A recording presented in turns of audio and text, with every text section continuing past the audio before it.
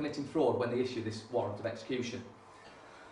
And there's several recordings where people have called up the bulk centre and the traffic enforcement centre and asked them, are they persuaded to law? And they go, yes, we are. Absolutely not. There's no judges, there's no magistrates there, there's no clerks of the justice, it's just a rubber stamping, there you go, that's it, you're done. This is why nobody will sign their warrants of execution. Bearing in mind this is for both council tax and these tickets, and the reason no one signs them, as I said earlier, would be because they would be liable and you can actually take them to court for committing fraud. What they do then is they then send you a threatening letter, we've got a warrant against you. That's a warrant of execution. What that means is they can come and knock on your door, please pay up. That's it. There's none of this pushing past you, breaking into your house. However, this is the thing you have to bear in mind, bailiffs that deal with this and council tax are private bailiffs. They have no power whatsoever. Absolutely none. Now a court bailiff, you'd think if this was issued by a court, they did give it to a court bailiff, because a court bailiff does have certain powers. But they don't, they use a private bailiff, and that's because, as I said earlier, they commit fraud for council tax and parking tickets. For council tax, they hire the roomer, I'll start off at the beginning with that, the court has an agreement with the council that it's too much paperwork for the court to issue all these summonses, so the council issues you the summons. Absolutely unlawful, they're not a court, but it looks real, but it's not. Then they hire the court out for the day and they pay the magistrates and the clerk of the justice. So it's a private administrative procedure that goes off, just like with parking tickets, except those magistrates aren't acting under their oath, they're acting private terms, so they can do anything you like. One of the things you should understand about them is that every offence, if they want to call it that, has to be dealt with singularly, individually. Now I sat in court and watched the council tax one when they go, oh, we've got 247 thingies here, we'd like a order. They go, yeah, look, bang. Absolutely unlawful. They broke the civil procedure rules. So then they pass it on to a private bailiff. Why a private bailiff? As I mentioned earlier, it's because they're committing fraud. And a court bailiff would look at it, it's not signed, not touching it, not going nowhere, that's going to have me in trouble. This is why they give it to a private bailiff. They, like I say, parking tickets and council tax. Now, the only power they have is they can come to your house, they'll usually send you a threat letter first of all, asking you to pay. They can come to your house and if the door's unlocked, they can open it and walk in. So if you are going to go down this route of challenging your council tax or them, you need to be aware of what you're going to have to be ready to deal with. You need to keep your doors and windows locked because if they can walk in. If you're prepared to do that, as I am, what happens then? Right, let's see what happens then. Bailiff letters start arriving. This one's from the 7th, July. It's Equator, and you'll see, warrant of execution granted against you by the Traffic Enforcement Centre. Well, it's not a court. But of course, General Joe Public goes, oh yeah, must be, total. I may swear from time to time because I'm quite passionate about this, and if I do, I apologise in advance. This one is also the same month, but it's 2 weeks later. Auction notice. You're coming round to auction my property. Yeah, well, you never turned up. Removal notice. We're now into August. Removal notice. Now, before I go any further on this, you may be wondering why they never turned up. Well, for a start, I wrote a notice to them telling them if they continued trying to claim on this particular thing, they would be knowingly committing fraud. And if any of you want to come and look at these, you'll see the signatures on every single one, apart from 3 that I've got, are all signed bailiff manager. They don't want liability. Even these know that they're committing fraud. What I simply did, after writing a notice to them, pointing out their fraudulent manner, I also issued them a denial of access with a fee schedule. Now, I don't know if you know about denial of access, but if you haven't put a denial of access sign up or sent anyone to anyone, everybody has an implied right of access to your property. Once you issue a denial of access, the only people that are allowed to come to your property is the postman and someone coming up asking for directions. So, all these threatening notices, letters, and warning notice, what we're up to now? Oh, we're in September now. Removal of goods, still in September. Still September. just to take formal notice. Penalty charge notice. You do get. Oh, a scary one now. Bailiff removal. You will be scared. Final notice. Well, I won't be getting any more then, will I? Final demand. Well, again, I'm getting no more now then. What are we up to there? We're in, still in September, the 29th, and, we're into November now. Same old rubbish that they sent earlier. Notice of intent, still in November. What are we up to? 15th of December, 24-hour removal notice. Now, I did get some delivered on the 23rd, and that was actually designed to upset my holiday. Well, when they came through the door, I laughed the whole day long. This was the latest one I got. This was the 1st of this, the 10th of this month, and it's a removal of goods. Now, I did get a separate letter at one point, which said, our removal team was in your area today, but there was no one home. Now, if ever you've dealt with any of these type of love-lacking beings, they are very careful. That type of notice, removal team has been in your area today, should be delivered by hand. And it states, we were in your area, but there was no... The only problem is it was delivered by the postman, because nobody's prepared to step on the property, because it's not the company that I'll take to court for £5,000, it's whoever trespasses. Now, we changed our, the name on the car. It was in our name. We changed it to the family name. So it was the family name, Ceylon Family Trust. You can have great fun with this. You can register it anywhere you like. You can register it at a PO box. A friend in Nottingham's done exactly that. They've put it into it, the actual car is in the trust, and it's in another trust which is actually registered up in Manchester, and of course we're down in Nottingham. So you've got two trusts to try and get through before you get anywhere. Anyway, I got this one. First letter I got was had a bailiff's name on a number. I called him up, asking a few questions. You know, who's he after? Oh, I'm after. What's it say letter? Oh, Ceylon Family Trust. Okay. Well, who committed the offence? Don't know. All right. Who's going to pay? No one. Oh. By the way, has your office told you that I've issued a denial of access with a £5,000 fee schedule? No, they haven't. Oh, just for your own, because obviously I don't want to cause you any harm or loss. I get a letter a few days later. Bailiff manager. He's backed off. I ain't going nowhere near it. This is all I'm showing you is the power of a denial of access. Just to show you that I'm not joking when I've had a few letters. These are all bailiff letters. I only opened the first one, and the rest are all the same. So you deregistered your vehicle? No, I didn't deregister it. I simply changed the owner. Where it was in my name, it's now in my name, Family Trust. And you can do that, just fill out the V5, do that, it's in the Family Trust. So, think of it like this now. These are looking, I even said, I played by their rules. What person are you looking for? What's it say on the left? Well, who did the effect? I don't know. Who's going to pay? No one.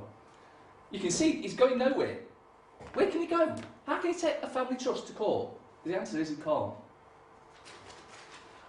It's always good to have a trust as well, not as well as naming it, have it a trust, a private trust, which you need to look into to find out about, but they are very, very powerful. And then, when it's put into a separate trust, I don't know if you know much about our illustrious leader from the past, Tony Blair.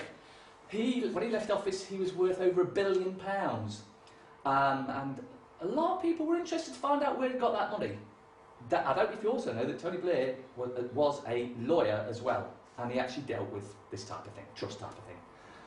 They could find nothing on him because everything he has is in a trust, which is in a trust, which is in a trust, and you cannot get past a trust. If anyone writes to you, says, well, your family trust, yeah, we want to come and have a word with you. I'm sorry. The trust only meets once a year. Send a message and I'll bring it up at the next meeting and we'll discuss whether we're going to deal with you or not. What are they going to do? There's nothing they can do. Any questions on that before we move on? Where can we find out more about that? About? Family trusts. There's a number of guys I know that are working on templates at the moment. As soon as they're available and checked, because it's very important that we check first, they will be made available to anyone to use. But in the meantime, you can do your own research into them. Trusting, if you can get trust, that is the most strongest defence you will ever have. And if it's a trust in a trust, they might as well wave bye-bye. You can put your house in a trust, you can put your property in a trust, and then you can put that in another trust. Mark, we've got Dan and Dioge and Michael Benicia coming in a few weeks to do a talk on exactly that. Yes, yeah. You should all attend that one. Excuse me, can you put And then the savings into a trust? Sorry? Can you put, if you've got savings in the bank, you don't just keep it in the bank, can you put that into a trust? You can put anything in a trust. I've got a few premium bonds, would I be better putting them in a trust than dealing with premium bonds? I can't make your decision for you. That's your choice. All I can do is share the information I know. What you do with that particular thing, that would be your choice. But yes, anything can be put into trust. Denial of access, where do you find more? There's one on the site. Does it have a fee schedule? I can't remember. If it hasn't, it will have. But I'll say It should have, yeah. if there's one on the site on the front page. If it's not got the fee schedule, because you can always contact me, or I'll be sending John a copy and he can get one. Mark, going back to the penalty notice as regards of parking, does that also apply to the camera saying your photograph if you go in a bus lane? Yes, that's the one that we got for Family Trust was exactly that. Someone that was using the car doesn't like town, decided to drive down a tram track because she knew that was where she wanted to go, and well, snap there. And that was the Family Trust one, which was awesome. It was very much fun. Any more before I move on? Just ask, do you know anything about a while back that if you could register the place you live as a church, or you can register onto the Don't know anything charity? about that. Do you know anything about that? No. Pay certain taxes or something. Trust is the way to go. If you get your property in a trust, it is untouchable. But you have to make sure you do it right. And that's what there's loads looking at it at the moment, all working on it and seeing which is the best method to come up with. So I'll quickly actually move on. Do you need more than one person in a trust? Yes. Yeah. Ideally, now this is the part that's just newly come. This is like new information this week, and we're only on Wednesday. Ideally, 15 people. Now, now don't take this because this is brand new information. 15 people, because if you ever get taken to court, you have your own jury there. It's a trust situation. You have your own jury. You can dismiss the judge if you want to. If there is a jury over there, you can dismiss them because you've got your own jury to deal with your trust. It's nothing to do with them. It's your trust. But having said that, yeah, just a small family trust, 4 or 5 members is fine as well. It's just if you're getting deeper into stuff that you go down that far. Now these are the things I've dealt with. Vanquish. Oh, there's the Equita one, I think, or one of the Equita ones. There's the other Equita one. Virgin. Well, I won't tell you about them because they're just idiots. This is the one I want to tell you about. This is from Orange Mobiles. Buchanan, Clark and Wells are chasing 255 quid. So I send letter 1 and letter 2. They respond. Yeah, they responded okay. Letter 3. They responded still. So I build them. Now you notice these stamps and thumbprints and writing all over them. You don't have to worry about that. If it starts off with just use the letters off the side, get you grounded with them. Then, when you feel I want this more secure, I want it more powerful, that's when you can look at this. Or what this does, it makes you the postmaster. Right. So if you ever went to court, say this was your letter there. This was what a judge could do. I see nothing of relevance. He could even put it down that way and look in between the lines. No, I see nothing of importance here. Because he's in charge, you see. Doing that makes you in charge. You're the postmaster. Postal law is above statute law. A judge dare not mess with postal law. So that's for you in the future. Don't worry about it now. Just do the letters. One thing I would say, John said, go on the site, get the letters. Most important thing you can do is read the letters, because so many go there, put their information, send it off, and then they'll get a letter back. Like I showed you there, I got letters back. Now I know that they're never going to give me what we ask for. So, but if you get that and you don't know that, they're going to go, you're going to go, oh, I've got this, what do I do? The simple answer is, you're going to ask them for a few details, like a signed contract, a signed invoice, signed by both parties, the contract. They sent me an invoice, but it wasn't signed. Yeah, well, they won't do. Again, why not?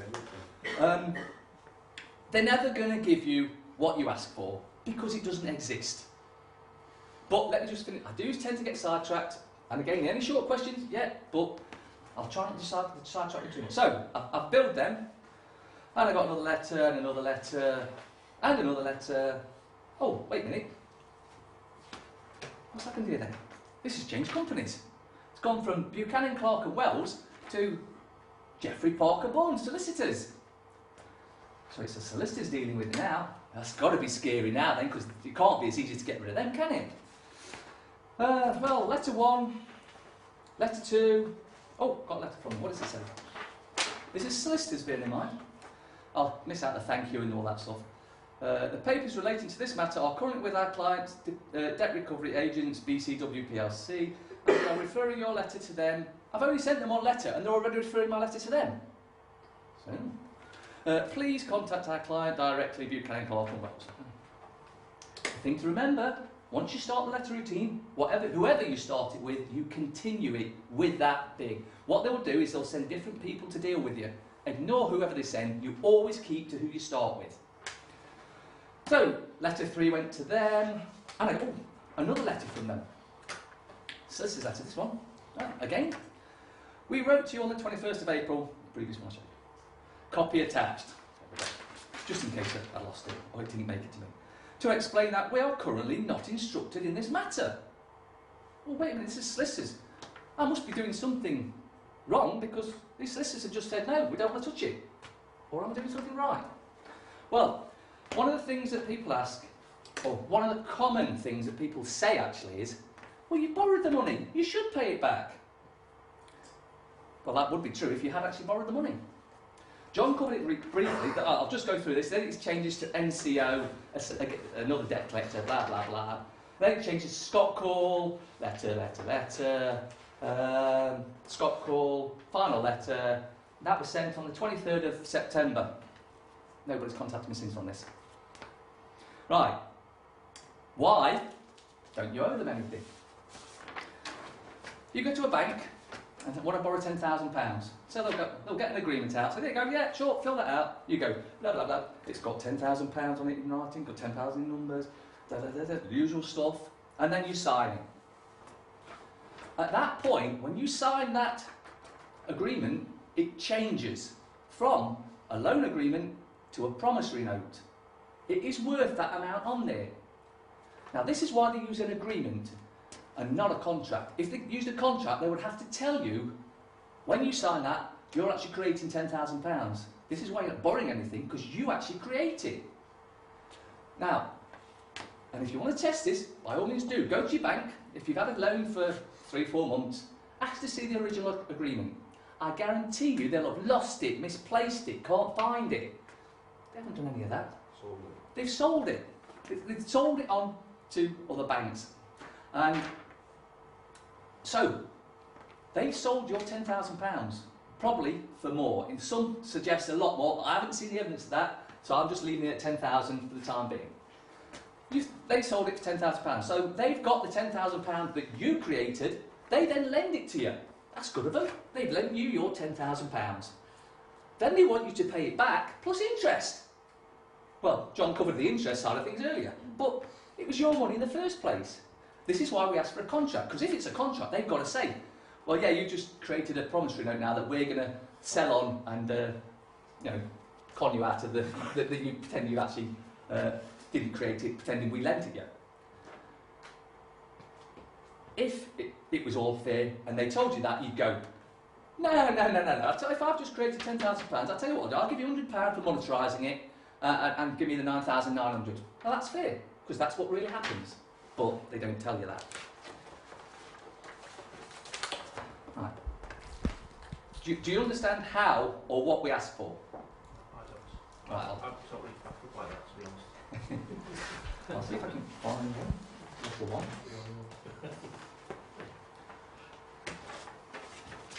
Right, the first thing on here is this first paragraph. Very important, read that. It basically covers protection from harassment, the particular sections and that type of thing. What you're saying is, I want to deal with this matter in writing only. Now, most debt collection companies only have a licence to contact you by phone or writing. Now, they'll definitely put on their thing, an agent will call, it will be calling such and such a date. 9 times out of 10, they won't. If they do, what are you going to do? Yeah, I'm for BCW Group. You've got a debt. Yeah, have I? Yeah, look, it's here. No, it's doing me, mate. That's it. There's nothing to fear from them. But if you ever get that, and you fear that you're not knowledgeable enough to deal with them, then I'll have access straight off to them. They won't be a step on your property.